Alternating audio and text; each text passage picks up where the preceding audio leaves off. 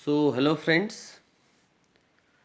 I welcome you in our today's class, and we are here for the discussion and analysis of the second part of our lesson, and the name of the lesson is "The Truly Beautiful Mind," Albert Einstein.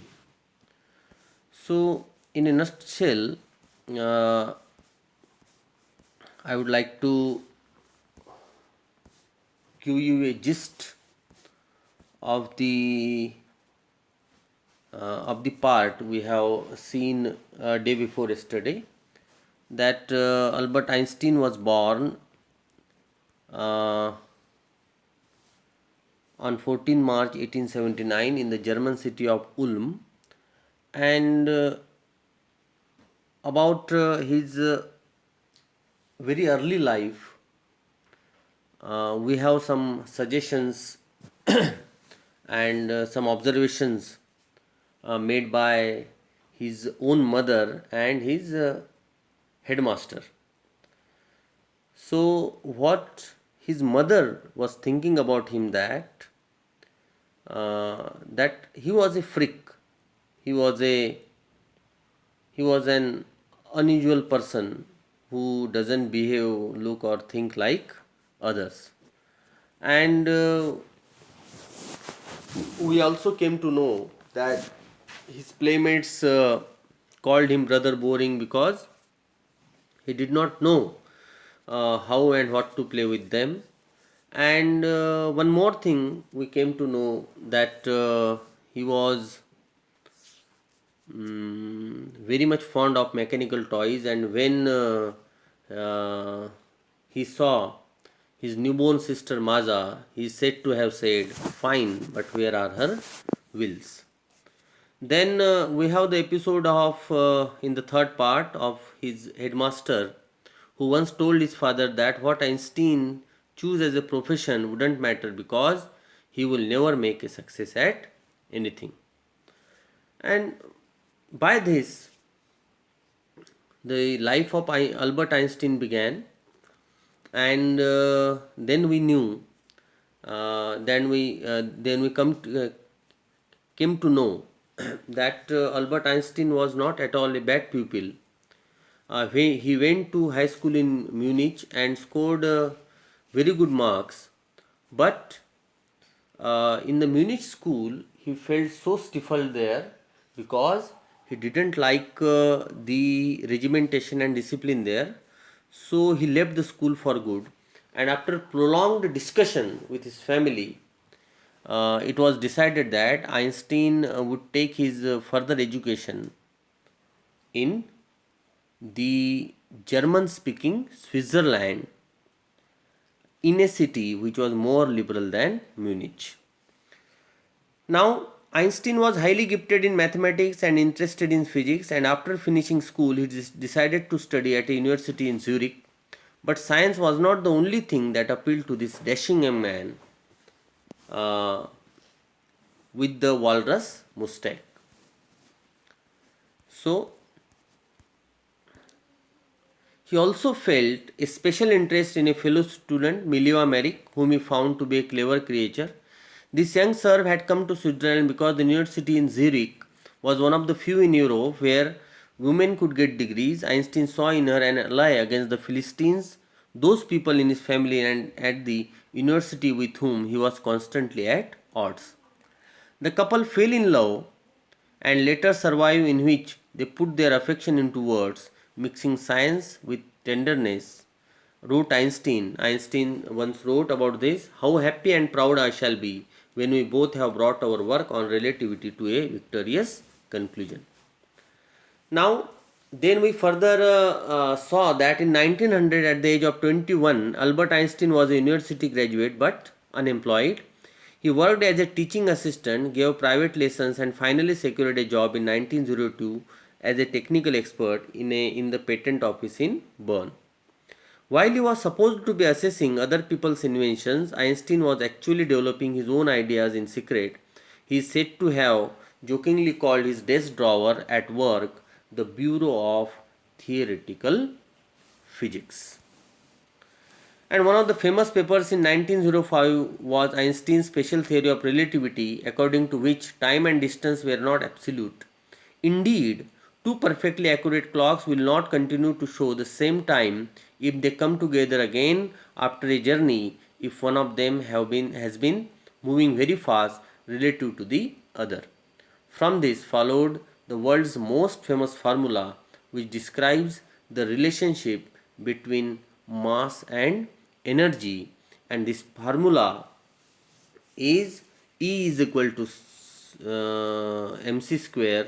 It means in this mathematical equation, E stands for energy, m stands for mass, and c for the speed of light in a vacuum, about 3 lakh kilometer per second. So when Einstein was asked by a reporter, how would you describe this formula? So he said that when you sit with a nice girl for 2 hours, it seems like 2 minutes, and when you sit on a hot stove for 2 minutes, it seems like 2 hours, and that's relativity. Albert Einstein was jokingly saying this about the relativity. Okay, यहाँ तक हमने पिछले part में पढ़ लिया था. अब हम आगे का पार्ट पढ़ेंगे. Okay fine. Now while Einstein was solving the most difficult problems in physics, his private life was unraveling. Unraveling का मतलब होता है खत्म होना, धीरे धीरे खत्म होना, डिस्टर्ब होना, खराब हो जाना. तो जब आइंस्टीन एज ए साइंटिस्ट बहुत आगे बढ़ रहे थे, फिजिक्स के जो है नए नए प्रॉब्लम्स को सॉल्व कर रहे थे, मोस्ट डिफिकल्ट प्रॉब्लम्स को वो सॉल्व करने में लगे थे, तब उनकी पर्सनल लाइफ जो थी, प्राइवेट लाइफ जो थी, वो बड़ी खराब होती जा रही थी. क्या हो रहा था? Albert had wanted to marry Mileva right after finishing his studies, but his mother was against it. देखिए क्या हुआ है, प्रॉब्लम क्या है. अल्बर्ट जो है मिलीवा मैरिक, जिनसे उसको प्रेम हो गया था, ठीक है, तो उससे वो मैरिज करना चाहते थे, लेकिन उनकी मदर इसके खिलाफ थी. तो क्यों मदर खिलाफ थी? देखिए, she thought Mileva who was 3 years older than her son was too old for him. वो ये सोचती थी, दो रीज़न थे उसके मदर के 2 रीज़न थे जिस वजह से वो मिलीवा मैरिक को बिल्कुल पसंद नहीं करती थी. उसमें का पहला रीज़न ये था कि अल्बर्ट की मदर ही सोचती थी, but his mother was against it. She thought Mileva who was 3 years older than her son was too old for him. पहला कारण ये था कि वो सोचती थी कि मिलीवा मैरिक उससे 3 साल बड़ी है और इतनी बड़ी लड़की से उसको शादी नहीं करनी चाहिए. Okay, number 1. And number 2, which was most important, she was also bothered by Mileva's intelligence. तो यूरोप में तो ये कॉमन है, छोटी बड़ी लड़की से शादी करना कोई बड़ी बात नहीं है. लेकिन दूसरा रीज़न, बड़ा इंपॉर्टेंट रीज़न है यहाँ पे, जिसके वजह से मिलीवा मैरिक के खिलाफ थी उसकी मदर. वो कहती थी कि she was also bothered by Mileva's intelligence. Mileva के इंटेलिजेंस से वो ज़्यादा बॉदर्ड थी. ओके, और वो ये मानती थी कि वो जो है मिलीवा मैरिक जो है वो अपने बेटे से ज़्यादा जो है ब्रिलियंट है, या वो उतनी ही टैलेंटेड है जितना उनका बेटा है. और इसलिए थोड़ा सा मैं चार्जर प्लगअप कर दिया हूँ. Okay fine. हाँ, तो इसलिए जो है वो चाहती थी कि वो उससे शादी ना करे. She was also bothered by Mileva's intelligence, and वो कहती थी कि she is a book like you. इसका मतलब है कि वो बिल्कुल तुम्हारे जैसी है, पढ़ंतु. समझ रहे ना? She is a book like you, मतलब she is also talented, smart like you, his mother said. और इस तरीके से जो मदर का जो उसने विरोध देखा, Einstein put the wedding of. Einstein ने क्या किया? आइंस्टीन ने उनकी जो मैरिज है उसको रोक दिया. But the pair finally married in January 1903 and had 2 sons. और उनकी दो जो पेयर है वो फाइनली उन्होंने मैरिज कर लिया 1903 में, मतलब मदर के फैसले के बावजूद। But a few years later the marriage faltered. Faltered का मतलब होता है डैमेज्ड। लेकिन कुछ ही सालों में जो है उनका जो मैरिज है वो फाल्टर्ड हो गया, मतलब उनके रिलेशनशिप जो है बिगड़ गई। Mileva meanwhile was losing her intellectual ambition and becoming an unhappy housewife. Mileva जो है धीरे धीरे उनका वो जो इंटेलेक्चुअल एम्बिशन जो था वो धीरे धीरे खत्म हो रहा था। लूजिंग, लूजिंग मतलब खत्म हो रही थी, हो रहा था। एम्बिशन है, महत्वाकांक्षा उनकी खत्म हो रही थी क्योंकि वो भी एक साइंटिस्ट थी। And becoming an unhappy housewife, और वो अल्बर्ट आइंस्टीन के साथ बिल्कुल भी खुश नहीं थी।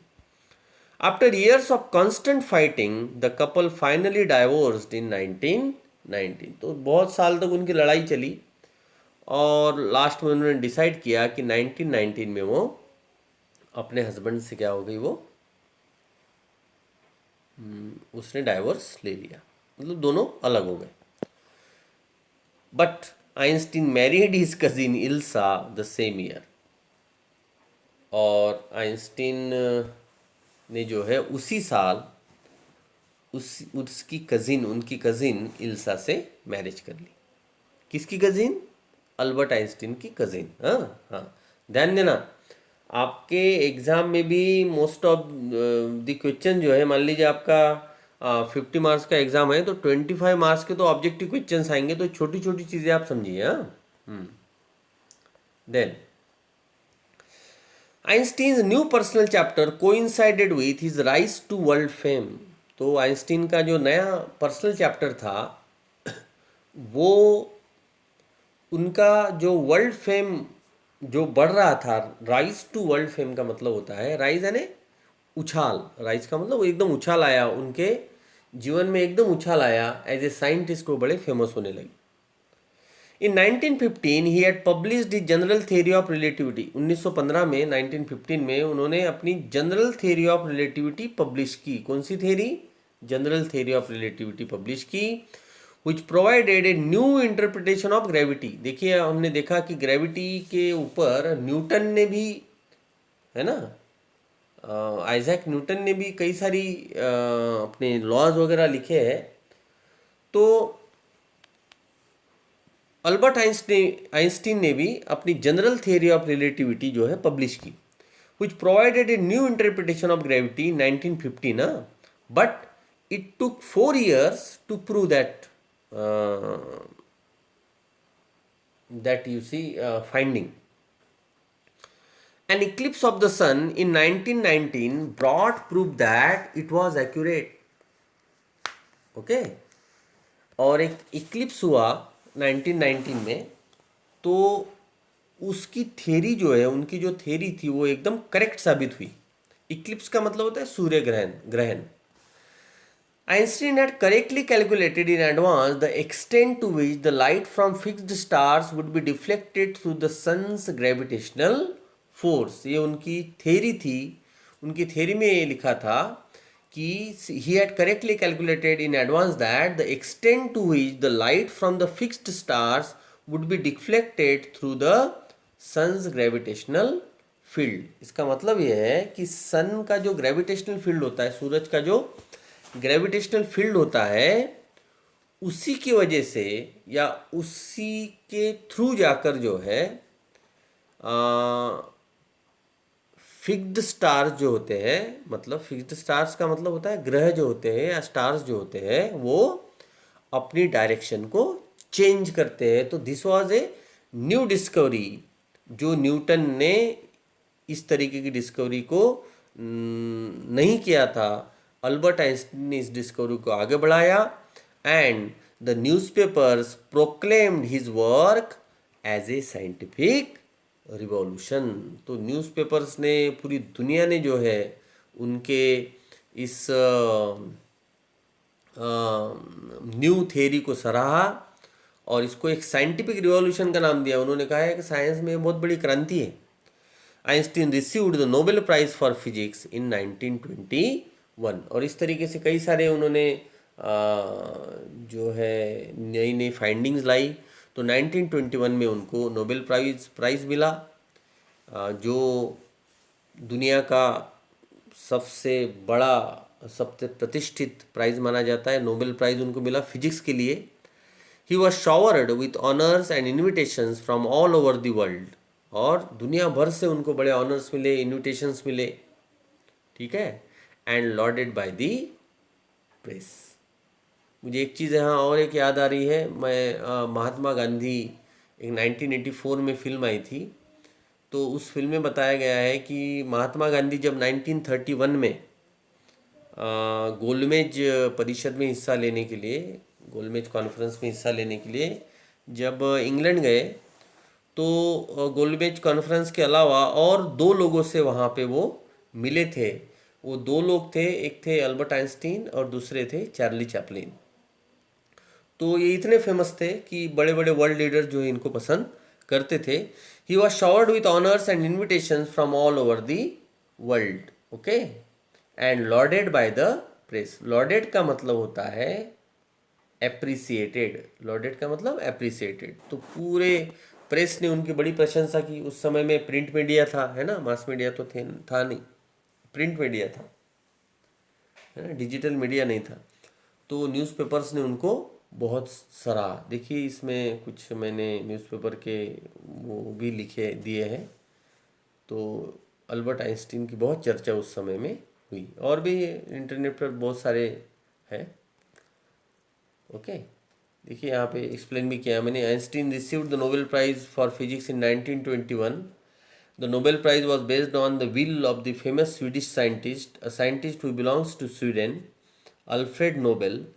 It was established in 1895 and the first Nobel Prize was given in the year 1901, and Albert Einstein got the Nobel Prize in 1921। छोटी छोटी चीज़ें ध्यान में रखना, ये सारे एग्जाम में आएंगे। हाँ, अब आगे जो है आगे का पार्ट है। अब यहाँ तक उनकी एक पर्सनल लाइफ और साइंटिफिक लाइफ के बारे में। अब उनका लास्ट का पार्ट जीवन का देखिए। When the Nazis came to power in Germany in 1933। अब देखिए नाजीज, आप समझिए, नाजीज मतलब एडोल्फ हिटलर की जो पार्टी है उनको नाजी कहा जाता है, या एडोल्फ हिटलर की जो विचारधारा है उसको नाजी कहा जाता है। नाजिज्म, नात्सीवाद हिंदी में उसको बोला जाता है। तो ये 1933 में जर्मनी में नाजी सत्ता प्रस्तावित हुई। मतलब एडोल्फ हिटलर के हिटलर वहाँ के क्या बने, प्रेसिडेंट बने, समझ रहे ना, डिक्टेटर बने। उस समय डिक्टेटरशिप थी वहाँ पे। Einstein immigrated to the United State. तो जैसी वहाँ पर हिटलर की सत्ता आई, अल्बर्ट आइंस्टीन वहाँ से इमिग्रेट होकर कहाँ आए, यूनाइटेड स्टेट्स ऑफ अमेरिका आए। इमिग्रेट का मतलब होता है एक देश से दूसरे देश में स्थलांतर करना, एक जगह से दूसरी जगह जाना, उसको बोलते इमिग्रेटेड, ओके। 5 years लेटर, 5 साल बाद, the discovery of nuclear fission in Berlin had American physicist in an अप्रोर।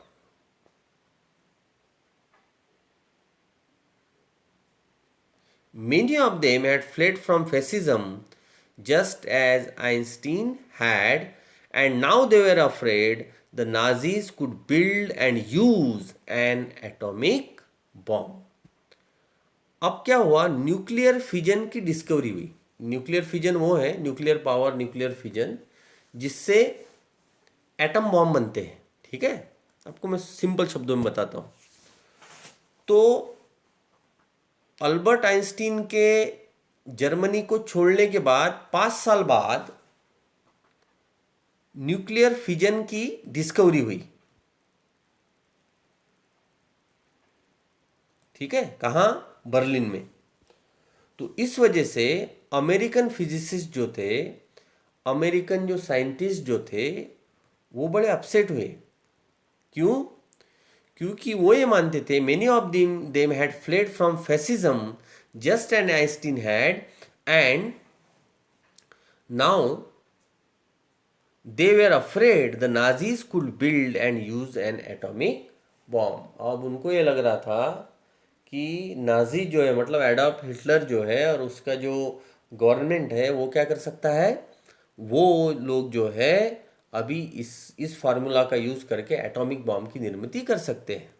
ठीक, तो वो सब भागकर कहाँ आ गए, वो सब अमेरिका पहुंच गए। अब क्या हुआ? Now, at the urging of a colleague, Einstein wrote a letter to the American President Franklin D. Roosevelt. ध्यान रखना, छोटी छोटी चीजें हैं। At an urging of a colleague, urging का मतलब होता है रिक्वेस्ट। Urging means request. किसकी रिक्वेस्ट? एक कलीग की रिक्वेस्ट पे अल्बर्ट आइंस्टीन ने एक लेटर लिखा American president Franklin D Roosevelt को। किसको लेटर लिखा? Franklin D Roosevelt. कौन साहब है ये? अमेरिका के प्रेसिडेंट उस जमाने के। ओके। ऑन 2 अगस्त 1939, ये बिल्कुल शुरुआत थी सेकेंड वर्ल्ड वॉर की। समझ रहे हैं आप? फर्स्ट वर्ल्ड वॉर हुआ है 1914 और 1919 के बीच में। उसके बाद वर्साई के ट्रीटी हुआ, और वर्साई की ट्रीटी में जो है जर्मनी के ऊपर बहुत ऐसा कहा जाता है कि अन्यायकारक जो है बंधन उनके ऊपर लादे गए, और इस वजह से एडॉल्फ हिटलर वगैरह जो है ये सत्ता में पुनर्स्थापित हुए। और सेकेंड वर्ल्ड वॉर जो है वो हुआ है 1939 से 1945 के बीच में। तो 1939 की शुरुआत में ही जो है अल्बर्ट आइंस्टीन ने American president Franklin D Roosevelt को एक लेटर लिखा था, इन विच ही वार्नड, और उस लेटर में उन्होंने वार्न किया था। क्या वार्न किया था? That a single bomb of this type, because he was a scientist, ठीक है ना, उन्होंने वार्न किया था कि ये atomic energy, atomic fission, nuclear fission, ये दुनिया के लिए एकदम नया है। आप इसको समझिए, ये क्या है? A single bomb of this type, इस तरीके का एक भी बॉम्ब अगर एक्सप्लोडेड इन ए पोर्ट, किसी एक पोर्ट पर, किसी एक बंदरगाह पर, ठीक है, अगर ये गिर जाता है, it might very well destroy the whole port together with some of the surrounding territory। और ये इतना पावरफुल साबित होगा, ठीक है, ये जैविक हथियार है और इतना ये न्यूक्लियर हथियार है और इतना पावरफुल ये साबित होगा कि वो पूरे के पूरे पोर्ट को तबाह कर देगा, और न सिर्फ उस पोर्ट को तबाह कर देगा बल्कि आसपास के एरिया को भी, आसपास के सराउंडिंग को भी वो डिस्ट्रॉय करने की क्षमता रखता है। कौन? एक न्यूक्लियर बॉम्ब।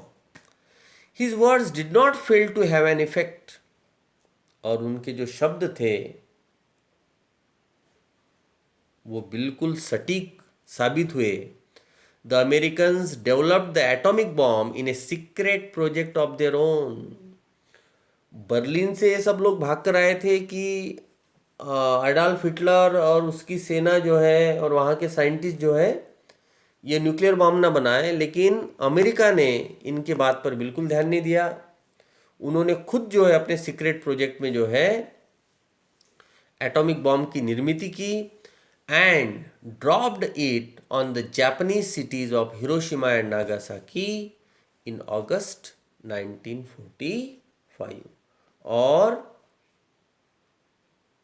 वो एटॉमिक बॉम्ब्स का प्रयोग उन्होंने सबसे पहले किसके ऊपर अगर किया, तो सेकेंड वर्ल्ड वॉर चल रहा था और जापान जो है इनके अगेंस्ट में थे, अमेरिका के अगेंस्ट में, अमेरिका, इंग्लैंड इनके अगेंस्ट में, जापान, जर्मनी है ना, इटली, ये इनके अगेंस्ट में थे। और उन्होंने जो है जापान के हिरोशिमा और नागासाकी शहरों के ऊपर अगस्त 1945 में वो बॉम्ब गिराए, जिससे पूरे के पूरे वो शहर जो है हिरोशिमा और नागासाकी पूरे के पूरे तबाह हो गए। Einstein was deeply shaken by the extent of the destruction, और अल्बर्ट आइंस्टीन को ये सारा डिस्ट्रक्शन ये देख कर बड़ा बुरा लगा, है ना, एक मैंने शायद चित्र इसका लिया है. Yes, Einstein was deeply shaken by the extent of the destruction. This is Nagasaki and this is Hiroshima, you see. और ये फ्रैंकलिन डी रूजवेल्ट की तस्वीर है.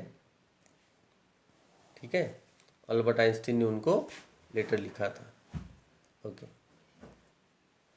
Einstein was deeply shaken by the extent of the destruction. This time he wrote a public missive. अब पहले तो उन्होंने उनको लेटर लिखा था 5-6 साल पहले, तो उनकी बात किसी ने नहीं मानी. इस बार उन्होंने यूनाइटेड नेशंस, यूनाइटेड नेशंस क्या है यहाँ पे, शायद एक जगह मैंने लिया है यूनाइटेड नेशंस. यूनाइटेड नेशंस क्या है, एक संस्था है जो फर्स्ट वर्ल्ड वॉर के बाद बनी थी. समझ रहे आप? सॉरी, सेकेंड वर्ल्ड वॉर के बाद बनी थी, और जो गवर्न करती है, जो अलग अलग देशों में सामंजस्य रखने का कार्य करती है, यूनाइटेड नेशंस. हाँ. So in it he proposed the formation of a world government. और इस पब्लिक मिस्यू में, एक पब्लिक लेटर में, अल्बर्ट आइंस्टीन ने एक कल्पना रखी थी, एक संकल्पना रखी थी, formation of a world government. एक वर्ल्ड गवर्नमेंट रहना चाहिए. क्या होता है इसमें कि वर्ल्ड गवर्नमेंट अगर रहेगी उसमें पदाधिकारी रहेंगे, उसमें के संरक्षक रहेंगे, उसमें जो लोग रहेंगे वो जो है ऐसी किसी एक्शन का विरोध करेंगे, है ना, कि कोई भी जो है एटॉमिक एनर्जी बना रहा है, कोई भी जो है उसको किसी भी शहर के ऊपर यूज़ कर रहा है. तो वहाँ से लेके अब तक हम देख सकते हैं कि यूनाइटेड नेशंस ने बहुत अच्छा कार्य किया है. मतलब देश जो है, कई सारे देश एटॉमिक बॉम्ब की निर्मित तो कर रहे हैं, लेकिन उसका जो यूज़ है उसके लिए उनको बहुत ज़्यादा सोचना है, क्योंकि यूनाइटेड नेशंस के कुछ नियम कानून से भी वो बंधे हैं. In it, he proposed the formation of a world government. Unlike the letter to Roosevelt, this one made no impact. तो इस वर्ल्ड गवर्नमेंट की संकल्पना को भी किसी ने नहीं सुना. Unlike the letter to Roosevelt, this one made no impact. But over the next decade, लेकिन आने वाले 10 सालों तक, Einstein got even more involved in politics. Albert Einstein जो है पॉलिटिक्स में ज़्यादा इन्वॉल्व हुए. पॉलिटिक्स मतलब एक सकारात्मक पॉलिटिक्स. हाँ, पॉलिटिक्स मतलब एकदम ऐसे राजनीति नहीं. वो कोई प्रेसिडेंट और प्राइम मिनिस्टर बनना नहीं चाहते थे. पॉलिटिक्स में रहकर वो समाज की सेवा करना चाहते थे. Agitating for an end to the arms buildup. Agitate का मतलब होता है किसी के अगेंस्ट जो है आंदोलन करना. Agitating for an end to the arms buildup. किस लिए? आर्म्स बिल्डअप का एंड करना है. आर्म्स बिल्डअप का एंड का मतलब है कि जो न्यूक्लियर पावर, ये जो नए नए तकनीक से जो है एटॉमिक एनर्जी के ज़रिए जो है एटॉमिक बॉम्ब्स बनाते हैं, तो इसके आर्म्स बिल्डअप के लिए जो है उन्होंने कार्य किया. And using his popularity to campaign for peace and democracy. Campaign का मतलब होता है अभियान चलाना. कैंपेन मीन्स अभियान चलाया उन्होंने और अपनी पॉपुलैरिटी का यूज़ किया. किस लिए? For peace and democracy. तो एक नया नया जो है फेज़ उनके लाइफ का, उनके आखिरी जीवन में था. उन्होंने जो है पीस और डेमोक्रेसी के लिए कार्य किया. Now, when Einstein died in 1955 at the age of 76, at the very, you see, early, you can say, early age of 76, he died and he was celebrated as a visionary. आज भी उनको याद किया जाता है एक विजनरी के तौर पे. विजनरी का मतलब देखिए बाजू में बड़ा सुंदर दिया है. Visionary means a person who can think about the future in an original and intelligent way. Visionary का मतलब दूरदृष्टा, जो दूर की सोच रखने वाला. विजनरी, ठीक है ना। ऐसा व्यक्ति जो पैसे कमाने के बजाय राजनीति से, ठीक है, या एक साइंटिस्ट के तौर पर, है ना, इकोनॉमिकली और बैलेंस्ड होने के बजाय पॉलिटिक्स में इन्वॉल्व होते हैं और आर्म्स बिल्डअप के ऊपर कार्य करते, तो वो एक विजनरी है। He was celebrated as a visionary and a world citizen as much as a scientific genius. मतलब साइंटिफिक जीनियस तो वो नो डाउट थे, लेकिन उसके साथ साथ वो एक विजनरी थे। वो ऐसे व्यक्ति थे जो दूर की सोचते थे, and a world citizen also. He, we cannot say that he just belonged to Germany, he just belonged to Switzerland, or he just belonged to United States of America. He worked for the whole humanity, and that is why he is celebrated, he was celebrated, and we still remember him as a world citizen. So dear friend, this is the complete, you see, autobiographical account of Albert Einstein, who was a visionary, a world citizen, and a scientific genius. So you just go through some of the more slides, जो इसमें, और कुछ उनके pictures भी है इसमें हमने collect किए हैं। जब उनकी डेथ हुई तो ये जगह न्यूयॉर्क वर्ल्ड टेलीग्राम, है ना, ये सारे न्यूज़पेपर्स की में उनके फ्रंट पेज पर जो है उनकी न्यूज़ थी। पूरी दुनिया भर में जो है उनका शोक मनाया गया। देखिए क्या कहा गया, doctor Einstein is dead at 76, Einstein a statement lost to world, Albert Einstein dies gives brain to science. Okay, and we will end this wonderful lesson with his last wish, and that wish is that work is the only thing that gives substance to life. It means that he always wanted from us to work more and more and to be workaholic. Okay, and one more statement मुझे बड़ा अच्छा लगा, इसलिए मैंने इस slide में उनको इस स्टेटमेंट को लिया। उन्होंने कहा था कि stay away from negative people, हमेशा आप नेगेटिव लोगों से दूर रहिए। They have a problem for every solution, आपके पास अगर कोई सोल्यूशन भी है तो उसमें भी वो प्रॉब्लम ढूंढेंगे। इसलिए we should stay away from the negative people. ये बात कौन बता रहा है, ये बात कौन बोल रहा है? ये बात हमको बता रहा है दुनिया का सबसे अच्छा ब्रेन जिस व्यक्ति का है, दुनिया का सबसे स्मार्ट व्यक्ति जो है अल्बर्ट आइंस्टाइन। तो हमें ये बात बता रहा है कि हमें निगेटिविटी को जो है हमसे दूर रखना है। न सिर्फ निगेटिविटी को दूर रखना है बल्कि निगेटिव लोगों को भी अपने से बहुत दूर रखना है। So, okay, thank you for this, and this is the class by me, Milind Jamnekar, PGT English. Thank you so much.